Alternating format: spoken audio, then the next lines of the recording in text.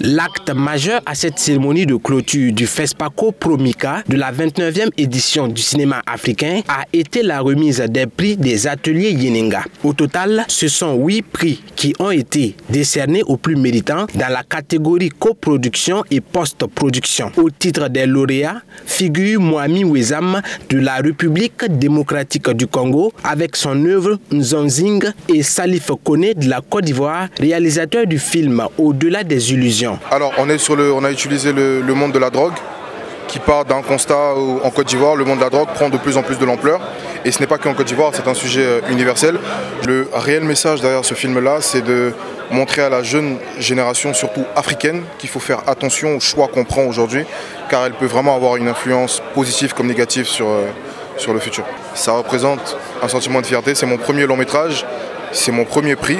Et on est vraiment fiers, c'est vraiment un sentiment de fierté. On a été parmi les 7 sélectionnés, ça c'était déjà un bon signe pour nous, parce que ça veut dire qu'il y a un travail qui s'est fait, il y a un travail qui est honoré. Nzonzing, c'est un film documentaire sur l'histoire des 4 jeunes de Kinshasa et qui ont inventé un travail d'humoriste ambulant, vu la situation socio-économique qui est chaotique, et ils ne se sont pas laissés abattre par cette situation et ils ont inventé un travail qui leur permet de survivre et de vivre dans ce pays un peu plus compliqué. Mohamed Hed Ben Souda, porte-parole du jury des ateliers Yeninga, a salué la qualité des images et du son enregistrés pour la compétition. Ce dernier a souligné que parmi les critères de sélection, outre la priorité faite à la jeunesse, le jury s'est plus attardé sur les films qui avaient des représentations significatives du continent africain et prenant en compte ses aspects positifs.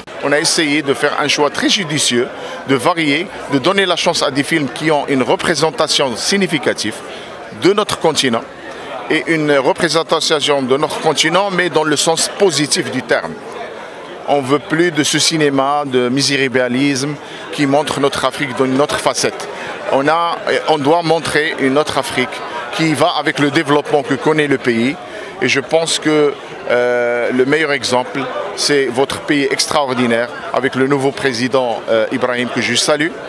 Il y a un travail énorme et je pense que ça va continuer comme ça dans ce sens. Et cette 20e édition reste pour moi une édition parmi les plus réussies du Burkina Faso et du FESPACO. L'Union européenne accompagne le Festival panafricain du cinéma et de la télévision de Ouagadougou afin de professionnaliser davantage l'industrie cinématographique africaine. On se focalise beaucoup ces derniers temps sur l'aspect post-production parce qu'il y a un manque de moyens très souvent. Il y a de très beaux projets qui ont besoin encore de ce petit coup de pouce à la fin pour arriver à être une œuvre finalisée.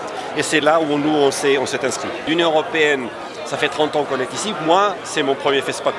Et c'était vraiment quelque chose d'incroyable. L'énergie, l'engouement. Il faut vraiment féliciter et le gouvernement burkinabé et tous les artistes parce que c'est vraiment un rendez-vous absolument incontournable du cinéma africain, du cinéma mondial. En plus du numéraire, des lauréats ont été dotés de caméras professionnelles. Notons que cette cérémonie de clôture du FESPACO Promica se tient à quelques heures de la cérémonie de clap de fin de la 29e édition du FESPACO, prévue se tenir ce samedi 1er mars 2025.